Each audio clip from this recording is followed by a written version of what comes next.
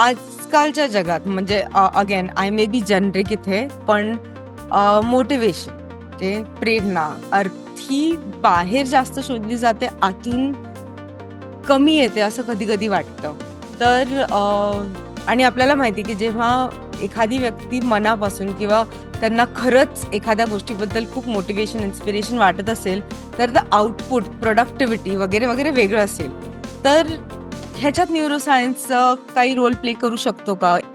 नक्कीच, नक्कीच. कारण माझ्या मते अंतर्गत जे मोटिवेशन आहे ते फार महत्वाचं आहे आउटसाइड मोटिवेशनपेक्षा. कारण माझ्या मते तुम्ही स्वतः जर ओळखलं तर बाहेरचं जे मोटिवेशन आहे ते काही फरक पडणार नाही. आता मी जेव्हा माझ्या सेशन्सना प्रामुख्याने सांगतो, मला हे सांगू नकोस की तुमचं भाषण चांगलं झालं.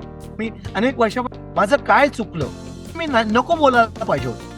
हे सगळं मला तुझ्याकडनं ऐकायचं. कारण